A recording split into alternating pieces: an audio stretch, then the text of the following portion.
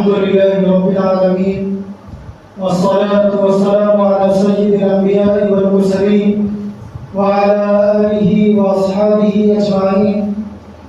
أما بعد، أعوذ بالله من الشيطان الرجيم.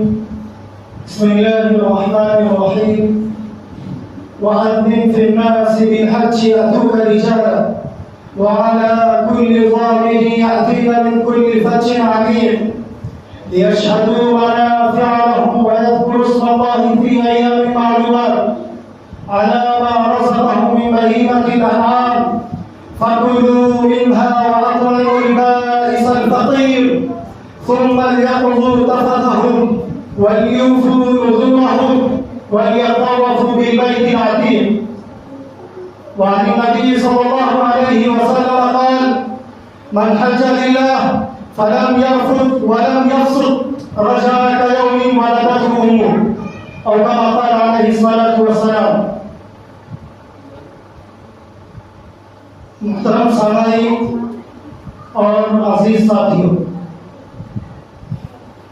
اللہ تبارک و تعالیٰ نے اس روئے زمین کو بنایا اور اس روئے زمین کو بنانے کے بعد اس کے ایک نظام کو بنایا، اس کے چلنے کے، اس کے رہنے کے، اس کے ہر ایک نظام کو بنایا اور اس میں کون لوگ رہیں گے اس کا بھی فیصلہ فرمایا، کیسے رہیں گے اس کا بھی فیصلہ فرمایا، کس کا گھر اس کے اندر ہوگا، ان تمام چیزوں کا فیصلہ فرمایا.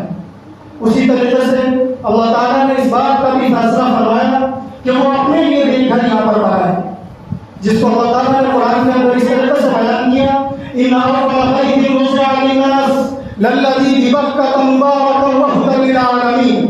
اول بیت وضع للناس کہ سب سے پہلا گھر جو لوگوں کے لیے بنایا گیا وہ مکہ میں بنایا گیا، اور اس کی صفت یہ ہے کہ وہ برکت والا ہے، وہدی للعالمین، اور دنیا جہان والوں کے لیے رہنما ہے. یعنی وہ گھر ایک برکت والا گھر ہے جہاں پر لوگ جا کر برکت حاصل کرتے ہیں، یا خود اس گھر کے اوپر بہت ساری برکتیں نازل ہوتی ہیں، جیسا کہ احادیث میں اس کا ذکر کیا گیا کہ تمام دنیا میں جتنی رحمتیں نازل ہوتی ہیں اس سے کہیں زیادہ رحمتیں خود کعبۃ اللہ کے اوپر نازل ہوتی ہیں. تو اس طریقے سے وہ ایک برکت والا گھر ہے، اور جس زمانے سے وہ بنا ہے، جس زمانے سے وہ بنایا گیا ہے، اس زمانے سے وہ برکت والا ہے اور ہدایت والا ہے. وہ تمام دنیا کو ہدایت تقسیم کرتا ہے اس طریقے سے کہ لوگ وہاں پر جا کر رہنمائی حاصل کرتے ہیں، ہدایت حاصل کرتے ہیں. وہ کس طریقے سے اس کو اللہ تعالیٰ نے دوسری آیت کے اندر بیان فرمایا: جعل اللہ الکعبۃ البیت الحرام قیاما للناس والشہر الحرام والہدی والقلائد. کہ اللہ تعالیٰ نے کعبۃ اللہ کو امن کی جگہ بنایا، قیام کی جگہ بنایا، ٹھہرنے کی جگہ بنایا، امن کا باعث بنایا، امن کا موجب بنایا. کس کے لیے؟ لوگوں کے لیے. اور محترم مہینے کو بنایا، والہدی، اور قربانی کے جانور کو، والقلائد، اور پٹے والے جانور کو. جس طریقے سے اللہ تعالیٰ نے پہلی آیت کے اندر کہا کہ میں نے ایک برکت والا گھر بنایا. اس برکت والے گھر کی خاصیت کیا ہے، اس کی صفات کیا ہے، اس کو اس آیت کے اندر بیان فرمایا اللہ تعالیٰ کہ ہم نے اس برکت والے گھر کو جو بنایا ہے اس کی ایک خاصیت یہ ہے کہ جو بھی وہاں پر چلا جائے وہ معمول ہو جاتا ہے، جو بھی اس کی طرف اپنا راستہ اختیار کر لے وہ معمول ہو جاتا ہے، جو وہاں پر چلا جائے وہ معمول ہو جاتا ہے، جو اس جگہ قیام پذیر ہو جائے وہ معمول ہو جاتا ہے. وہاں پر جو بھی چیز چلی جائے وہ معمول ہے، اس کو پناہ حاصل ہو جاتا ہے. وہ اللہ تعالیٰ کی پناہ میں کوئی اس سے کچھ نہیں کہہ سکتا. اور یہ اس زمانے سے جس زمانے سے وہ گھر بنایا گیا کہ زمانے جاہلیت میں بھی یہ عمل رہا ہے کہ جو لوگ بھی اس کی طرف نسبت کر لیا وہاں پر چلے جائیں وہ معمول ہے. اللہ تعالیٰ نے جو دوسری آیت، اس آیت کا جو دوسرا جز ہے وہ شہر الحرام اور محترم مہینہ. یہ محترم مہینہ صرف اسلام کے آنے کے بعد محترم نہیں ہے، بلکہ یہ محترم مہینہ اسلام سے پہلے بھی محترم تھا، زمانے جاہلیت میں بھی محترم رہا. ممکن آپ کے سامنے بات آئی ہوگی کہ اسلام نے 4 مہینے کو محترم قرار دیا ہے، ذی ذوالقعدہ، ذوالحجہ، محرم، رجب، یہ 4 مہینے اسلام کے اندر محترم ہیں. تو اللہ تعالیٰ نے کہا کہ اس کی طرف ہم نے ایک محترم مہینے کو بھی بنایا، یعنی اس مہینے میں لوگ حج کرنے کے لیے جاتے ہیں، وہ ایک محترم مہینہ ہے.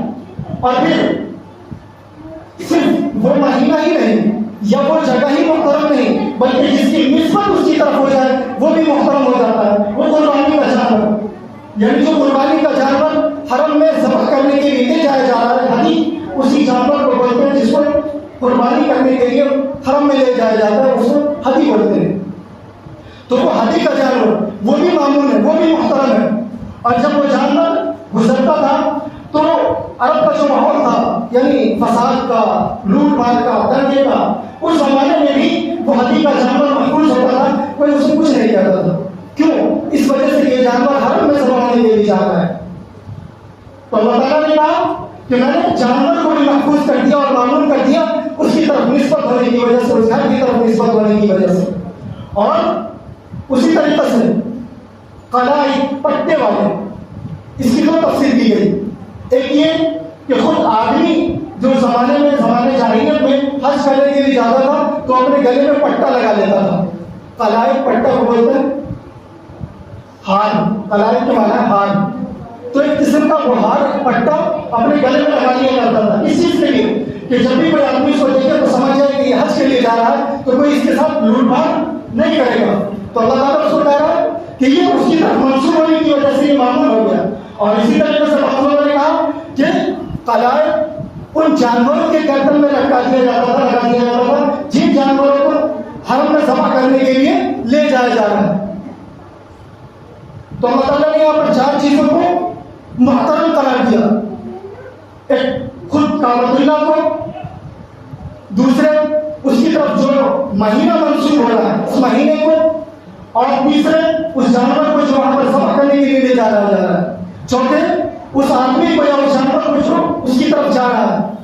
عجب، اتنا وہ معمول ہے، اتنی اچھی جگہ ہے، اتنی محفوظ جگہ ہے، تو کیوں نہ اللہ تعالیٰ پھر اعلان کروا دے جس کو اللہ تعالیٰ نے اپنے نبی کی زبان اعلان کروایا ہے. اور یوں ہی نہیں کہ وہ جگہ محفوظ ہے صرف اس حال سے نہیں، بلکہ اللہ تعالیٰ نے اس کی قسم بھی کھائی ہے، لا اقسم بهذا البلد. اللہ تعالیٰ اس شہر کی قسم کھانا، اور اللہ تعالیٰ کسی چھوٹی چیز کی قسم نہیں کھاتا. جب بھی اللہ تعالیٰ کسی چیز کی قسم کھاتا ہے تو ان چیزوں کی قسم کھاتا ہے جو بڑی چیز ہے. اور قسم کھانے کا یہ مطلب نہیں ہوتا کہ اللہ تعالیٰ اس کی قسم کھا رہا ہے، نہیں، اللہ تعالیٰ اس کی عزت کو بیان کر رہا ہوتا ہے، اللہ تعالیٰ اس کی بڑائی کو بیان کر رہا ہوتا ہے، اس کے مرتبے کو بیان کر رہا ہوتا ہے. جیسے اللہ تعالیٰ نے کہا والعصر، زمانے کی قسم، زمانہ ایک بہت بڑی چیز ہے. تو اللہ تعالیٰ اس زمانے کی اہمیت کو بتلا رہا ہے، اسی طریقے سے اللہ تعالیٰ اس شہر کی اہمیت کو بتلا رہا ہے. اور اقسم بهذا البلد، اس شہر کی قسم. اور اس شہر کو معمول بنانے کے لیے جب اس کے نبی نے دعا کی تو اس کو بھی اللہ تعالیٰ نے اپنے قرآن میں ذکر کر دیا، رب اجعل هذا البلد آمنا. جب یہ چیزیں اس کی طرف منسوخ ہوئی تو اللہ تعالیٰ نے اپنی نبی کی زبانی اعلان کروایا تھا، وَأَذِّن فِي النَّاسِ بِالْحَجِّ يَأْتُوكَ رِجَالًا وَعَلَىٰ كُلِّ ضَامِرٍ يَأْتِينَ مِنْ كُلِّ فَجٍّ عَمِيقٍ لِيَشْهَدُوا مَنَافِعَ لَهُمْ وَيَذْكُرُوا اسْمَ اللَّهِ فِي أَيَّامٍ مَّعْلُومَاتٍ عَلَىٰ مَا رَزَقَهُم مِّن بَهِيمَةِ الْأَنْعَامِ فَكُلُوا مِنْهَا وَأَطْعِمُوا الْبَائِسَ الْفَقِيرَ. اللہ تعالیٰ نے اپنی نبی کی زبانی اعلان کروایا اور کہا اعلان کر دیجیے وَأَذِّن فِي النَّاسِ، لوگوں میں اعلان کر دیجیے بالحج کہ حج فرض کر دیا گیا ہے. یاتوک رجالا، وہ لوگ تمہارے پاس پیدل آئیں گے، یہاں تک چل کر اس کعبۃ اللہ تک، اس بیت اللہ تک، اس خانہ کعبہ تک چل کر پیدل آئیں گے. وعلی کل ضامر، اور دبلی دبلی لاغر اونٹنیوں پر آئیں گے. من کل فج عمیق، دور دراز کے سفر سے، لمبا سفر کر کے. لیشہدوا منافع لہم، تاکہ وہ اس کے فائدے کو دیکھیں، اس سے نفع حاصل کریں. وَيَذْكُرُوا اسْمَ اللَّهِ فِي أَيَّامٍ مَّعْلُومَاتٍ، اور اس کے دیے ہوئے جانوروں پر متعین دنوں میں اللہ تعالیٰ کا ذکر کریں، اللہ تعالیٰ کا نام لیں. فَكُلُوا مِنْهَا وَأَطْعِمُوا الْبَائِسَ الْفَقِيرَ، پھر اس میں سے تم کھاؤ اور محتاج تنگدستوں کو کھلاؤ. ثُمَّ لْيَقْضُوا تَفَثَهُمْ. تو اللہ تعالیٰ ان آیتوں کے اندر حج کی فرضیت کو بیان کر رہا ہے. اور اللہ تعالیٰ نے ابراہیم علیہ السلام سے کہا کہ لوگوں میں اعلان کر دیجیے. ابراہیم علیہ السلام نے کہا میری آواز کہاں تک جائے گی, میں زبان سے اعلان کروں گا بہت دور یہاں تک جائے گی, پہاڑی ہے, میری آواز فلاں پہاڑ سے ٹکرائے گی اور واپس آ جائے گی. آخر اللہ تعالیٰ نے کہا نہیں, تم اعلان کر دو. اللہ تعالیٰ نے اپنی نبی کی زبان سے اعلان کروایا اور تمام لوگوں نے لبیک کہا, جو پیدا تھے وہ بھی اور جو نہیں پیدا تھے وہ بھی, جو دنیا میں تھے وہ بھی اور جو دنیا میں آنے والے تھے وہ بھی, تمام لوگوں نے اس پر لبیک کہا. بعض لوگوں نے لکھا ہے کہ جن لوگوں نے جتنی مرتبہ لبیک کہا اللہ تعالیٰ ان کو اتنی مرتبہ وہاں پر بلائے گا. اللہ تعالیٰ ہم تمام لوگوں کو اس کی زیارت نصیب فرمائے. تو اللہ تعالیٰ نے اپنی نبی کی زبان سے اعلان کروایا اور اس نے نبی نے اعلان کیا اس کی فرضیت کا, اور جب وہ فرض ہو گیا اور لوگ, اللہ تعالیٰ نے کہا کہ لوگ یہ نہیں کہ تمہاری آواز کو سنیں گے بلکہ لوگ آئیں گے بھی, اور کچھ لوگ تو پیدل ہی آ جائیں گے, پیدل اس کا سفر کریں گے. اور اس زمانے میں لوگ پیدل سفر کیا کرتے تھے, اس کا بہت سارے لوگوں نے پیدل حج کیا. اور پھر اگر کوئی پیدل حج نہ کر سکے اس کے پاس سواری ہوتی تو اپنی سواریوں پر آئے گا اور دور دراز کے سفر سے آئے گا کہ جس جانور پر, جس سواری پر وہ آ رہا ہوگا اس کی وہ سواری کمزور ہو گئی ہوگی, چل چل کر دبلی ہو گئی ہوگی, لاغر ہو گئی ہوگی, لمبا سفر طے کرنے کی وجہ سے, دور دراز سے چل کے آنے کی وجہ سے. اور پھر جب وہ یہاں پر آئیں گے تو آنے کے بعد ان کو فائدہ حاصل ہوگا. یہ شادو منافع لہم, آئیں گے تو اپنے نفع کو حاصل کریں گے, اپنے نفع کو دیکھیں گے, اس پر دنیا کا بھی نفع, آخرت کا بھی نفع. نبی صلی اللہ علیہ وسلم نے فرمایا کہ جو لوگ حج کرتے ہیں اللہ تعالیٰ ان کے مال میں برکت عطا فرماتا ہے. حج کرنے سے کبھی مال گھٹتا نہیں, مال بڑھتا ہے. اس آیت کے ذریعے میں بعض لوگوں نے کہا کہ ہم لوگ مال جمع کرتے رہتے ہیں اور اپنے گھر کو بنانے میں, شادیوں میں, ادھر ادھر میں لگاتے رہتے ہیں اور سوچتے ہیں کہ جب تمام چیزوں سے ہم فارغ ہو جائیں گے تب حج کرنے کے لیے جائیں گے. یہ حج کا طریقہ نہیں, بلکہ جب آپ کے پاس پیسہ آئے گا چلے جائیے, حج کر لیجیے, یہی اس کا وقت ہے, یہی اس کا موقع ہے, بعد میں نہیں. اور جب حج کر کے آئیں گے تو اس کے نفع ہے, اس کا منافع ہے, دنیا میں آپ کو برکت ملے گی, یہ اس کا نفع ہے, آپ کے رزق میں برکت آئے گی, منافع والا ہو. اور اللہ تعالیٰ نے کہا کہ دین کا بھی نفع اس کے اندر اور دنیا کا بھی نفع. دنیا کا ایک یہ بھی نفع ہے کہ جب لوگ وہاں پر جاتے ہیں حج کرنے کے لیے تو کچھ لوگ تجارت بھی کرتے ہیں, کچھ وہاں سے مالی چیزیں بھی خرید کر لاتے ہیں, یہ بھی اس کا نفع ہے. تمام چیزوں کو اللہ تعالیٰ اس آیت کے اندر بیان کر رہا ہے. یہ شرط منافع لہم, تاکہ تم اس کے منافع کو دیکھو. وَيَذْكُرُوا اسْمَ اللَّهِ, اور پھر وہاں پر قربانی کرو. اللہ تعالیٰ نے جو جانور تمہیں عطا کیا ہے اس پر اللہ تعالیٰ کا نام لے کر, اللہ تعالیٰ کا ذکر کر کے قربانی کرو.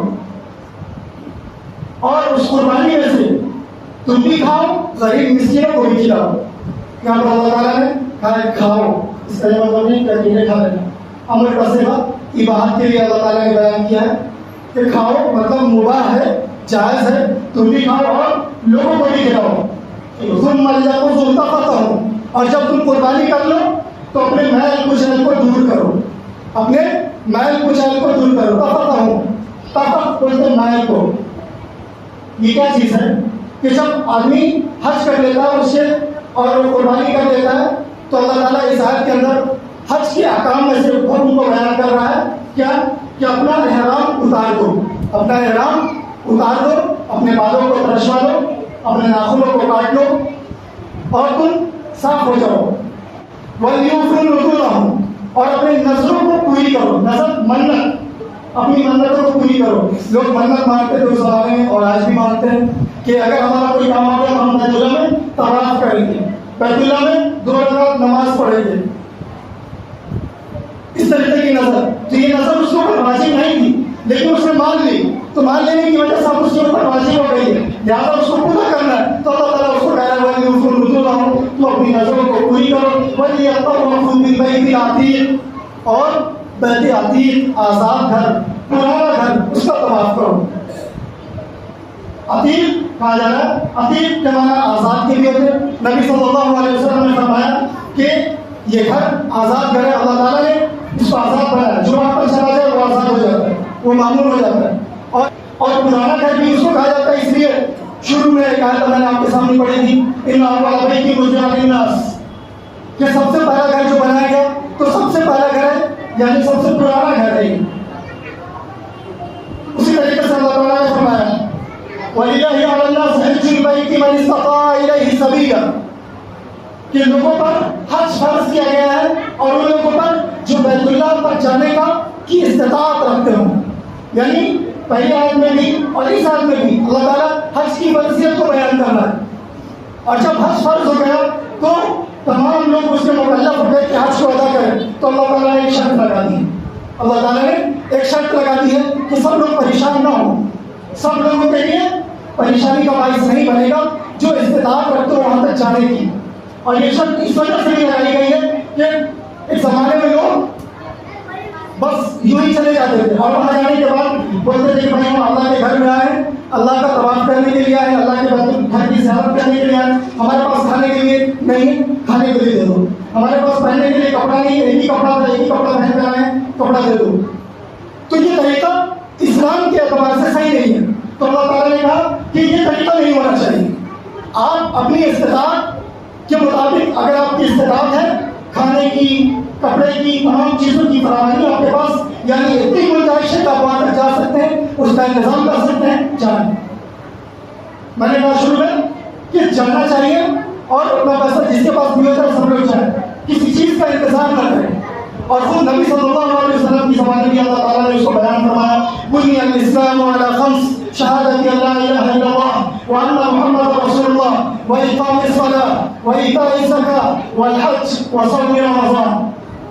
5 چیزیں اللہ تعالیٰ نے اپنے نبی صلی اللہ علیہ وسلم کی زبان میں مسلمانوں کے اوپر اس فرض فرمایا۔ ان میں سے ایک چیز اللہ تعالیٰ نے فرض فرمایا اپنی نبی کی زبان کا الحج، کہ حج بھی لوگوں کے اوپر فرض ہے، جن کے اوپر من استطاع الیہ سبیلا، جو وہاں تک جانے کی طاقت رکھتا ہوں۔ اور حج ایسا حج ہونا چاہیے جو حج مبرور ہو، حج مبرور جس پر اللہ نبی صلی اللہ علیہ وسلم سے کسی نے سوال کیا ای الاعمال افضل، آپ صلی اللہ علیہ وسلم نے فرمایا ایمان باللہ ورسولہ، پھر فرمایا ثم طیع ثم ماذا، پھر کیا، پھر اس کے بعد ایمان اللہ اور اس کے رسول پر ایمان لانے کے بعد سب سے اچھا عمل کیا ہے؟ آپ صلی اللہ علیہ وسلم نے فرمایا الجہاد فی سبیل اللہ۔ پھر حضور صلی اللہ علیہ وسلم سے پوچھا گیا ثم طیع ثم ماذا، پھر کیا چیز سب سے بہتر ہے؟ آپ صلی اللہ علیہ وسلم نے فرمایا حج مبرور، کہ حج مبرور، حج مبرور کیا اس کو آپ صلی اللہ علیہ وسلم نے فرمایا العمرۃ الی العمرۃ کفارۃ لما بینہما والحج المبرور لیس له جزاء الا الجنہ، کہ ایک عمرہ دوسرا عمرہ ان تمام گناہوں کا کفارہ جو ان کے درمیان میں ہو گیا، اور حج مبرور لیس له جزاء الا الجنہ۔ حج مبرور کا مطلب کیا ہے؟ حج مبرور کا مطلب صرف اور صرف جنت ہے۔ اور یہ حج مبرور ہوتی کیسے؟ یعنی ایسی حج ہماری ہو جائے کہ جس کو ہم کر لیں تو سیدھے ڈائریکٹ جنت میں چلے جائیں، ویسی حج کیسے ہوگی؟ اس کو بھی نبی صلی اللہ علیہ وسلم نے فرمایا من حج للہ فلم یرفث ولم یفسق رجع کیوم ولدتہ امہ، کہ جو اللہ تعالیٰ کے لیے حج کرے اور اس میں کوئی فحش کام نہ کرے، لم یرفث ولم یفسق، اور کوئی بدتمیزی نہ کرے، غلط کام، گناہ کا کام، فسق و فجور کا کام نہ کرے، رجع کیوم ولدتہ امہ، تو وہ ایسے لوٹے گا جیسا وہ اپنی ماں کے پیٹ سے چلا گیا، ویسا وہ حج کر کے لوٹے گا اگر وہ اپنے حج میں کوئی گناہ نہ کیا ہو۔ قرآن نے بھی بیان کیا الحج اشہر معلومات فمن فرض فیہن الحج فلا رفث ولا فسوق ولا جدال فی الحج فمن فرض فیہن الحج، لہذا ان محرم مہینوں میں جس کو فرض حج فرض ہو گیا فلا رفث، تو وہ رفث نہ کرے۔ رفث کس کو بولتے ہیں؟ اپنی بیوی کے ساتھ ہم بستری کرنے کو، اس کو رفث بولتے ہیں۔ فلا رفث ولا فسوق، اور کوئی فسق، گالی گلوچ نہ کرے، ولا جدال، اور جھگڑا نہ کرے۔ تو جب آدمی حج کے اندر ان تمام چیزوں سے بچے گا، رفث نہیں کرے گا، اپنی بیوی سے نہ ملے، چیز ہے کہ وہ جائز ہو، اور اس کو فضول گالی گلوچ نہ کرے، وہاں پر دھکا مکی ہو جائے اس کو برداشت کر لیں، الصبر علی الطاعات اسی کو بولتے ہیں، یعنی فرما برداری والے کام پر، اسلام کے کام پر جمے رہنا، تو حج میں دنگا ہو گیا، لوگ بھاگ دوڑ کر رہے ہیں، اس میں آپ گر گئے، آپ کے اوپر سے لوگ گزرنے لگے، آپ نے گالی دے دی، آپ نے گالی دے دی، ہم نے گالی دے دی، حج خراب ہو گیا ہمارا حج خراب ہو گیا۔ جتنے لوگ حج کرنے کے لیے جاتے ہیں ان میں سے بہت سارے لوگ ایسے ہیں جو اپنی حج کو خراب کر کے آتے ہیں، اور بہت سارے لوگوں کے اوپر دم واجب ہوا ہوتا ہے جب وہ لوٹ رہے ہوتے ہیں، ان کا حج ہوا نہیں ہوتا ہے، ان کا حج ہوا نہیں ہوتا ہے۔ حج کرنے کے لیے جا رہے ہیں تو 10 مرتبہ اس کے مسائل کو معلوم کرنا، لوگوں سے پوچھنا، اور پھر ان تمام چیزوں سے بچنا، گناہ سے بچنا، اس کے بعد حج کرنا، تو وہ حج مبرور ہوتا ہے، اور اس کو اللہ تعالیٰ اس طریقے سے لگاتا ہے جیسے ایک بچہ اپنی ماں کے پیٹ سے چلا گیا ہو اور وہ لوٹ رہا ہو، تو وہ ویسا ہوتا ہے وہ آدمی۔ اللہ تعالیٰ ہمیں حج کرنے کی اور حج کو اس طریقے سے کرنے کی جیسا اس کا حکم ہے ویسے کرنے کی توفیق عنایت فرمائے، اور ہم تمام لوگوں کو اللہ تعالیٰ بار بار بیت اللہ کی زیارت کرنے کی توفیق عطا فرمائے، آمین۔ وما توفیق الا باللہ۔